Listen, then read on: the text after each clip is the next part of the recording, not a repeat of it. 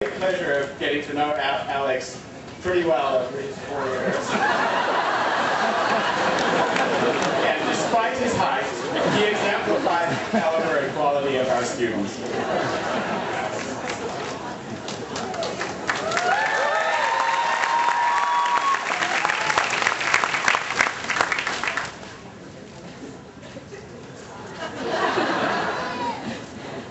Okay.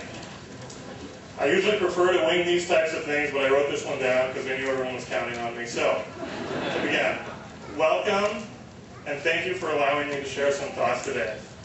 I'd like to believe that I was selected by my colleagues to give this address because of my dashing wit, charm, and exceptional oratory skills. But I know the truth. I was chosen because of my big mouth. So thanks, classmates, but you asked for it. So, it was 1,370 days ago when we gathered on this plaza to first become acquainted with each other.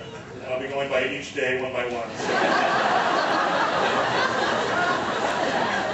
There are two things from that day which still stand out clearly in my mind. One is that our classmate Scott was actually able to hit the high note in the Star-Spangled Banner. The other is a bit of advice that our student body president at the time, Tim Trim, offered to us as we embarked on another 4 years of school.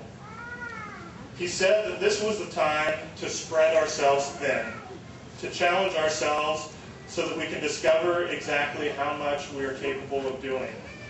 I took that advice to heart, as I believe many of you did as well, judging by the impressive accomplishments you have achieved before even earning your degrees today.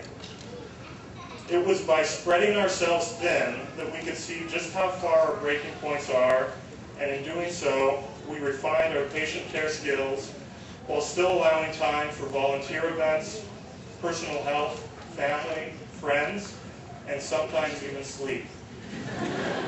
So, now that we're graduating, here's my advice. Relax. For about 1 month. After 1 month, some strange things are going to start happening. You will awake one morning to find your arms in the air, holding up finger-counting fields. You're going to feel an overwhelming urge to perform fundoscopy on your cat. You will find yourself counseling your parents on why they should be wearing a Type 3 near variable focus lens instead of a Type 1. You'll sit down at your computer with the plan to waste away hours on Facebook, but instead end up memorizing pediatric antibiotic dosings on Hippocrates.com. And why will you be doing these strange things? Because now it's in your blood. And you'll be suffering from optometry withdrawal. You're going to be waiting by the mailbox for that license to arrive because now you can't wait to work. Now it's going to be fun. So, after 1 month, when you start to provide for your own patients, without necessarily spreading yourselves thin, remember how much you have accomplished, and more importantly, the limitless extent of your future accomplishments. Continue to challenge yourselves to become truly exceptional doctors because our educational experience is far from over. I'm going to make one personal note, but it's really a universal one with this group. I have made many good friends in these past 1,370 days, both students, faculty, and staff. I'm sure that all of you can look around this crowd today and recognize those who you will continue to keep close for the rest of your lives.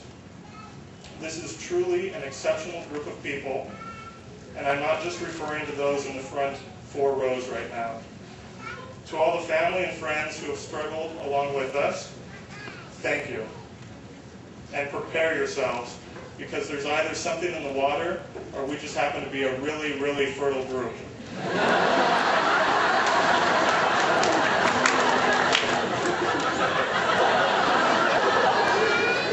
It's true. Get used to Grandma and Grandpa. It's coming soon. So now I'd like to close with the poem that I wrote. Don't get excited, it's not very good. And I'll apologize to all the guests who will probably have no idea what the poem is about.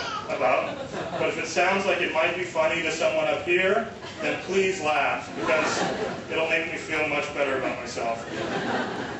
Okay, I call it Alex's Magical Rhyming Optometry Didactics Poem.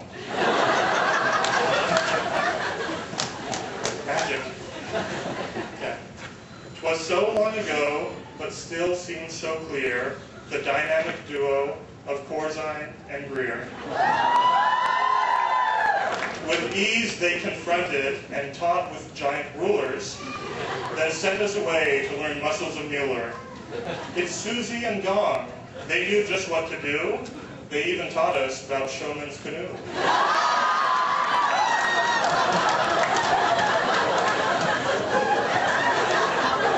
You don't know. Next, Debeloy, Adams, and Verdon percepted that non-spectral zones are where purple's expected. On Tuesdays and Thursdays, who's this sarcastic man? Ah yes, time for optics with a hearted named Dan.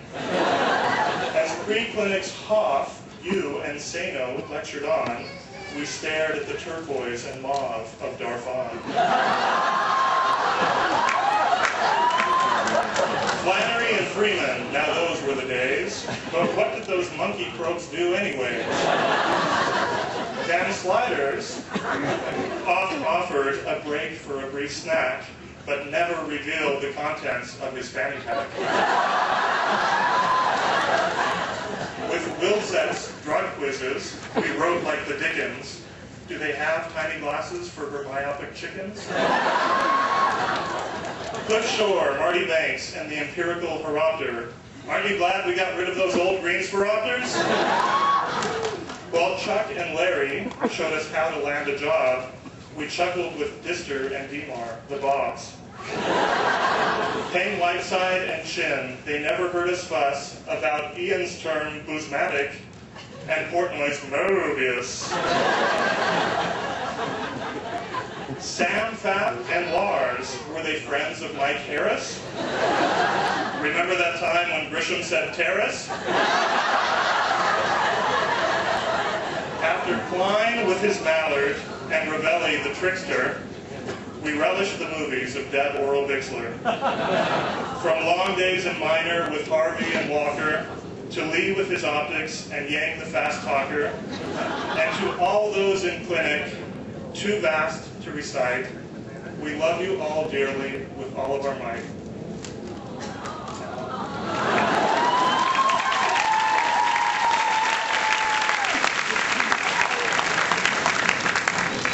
Now I bid you fair journey, much like we began, with a Levi, go Bears, and a hearty Scaife, bam!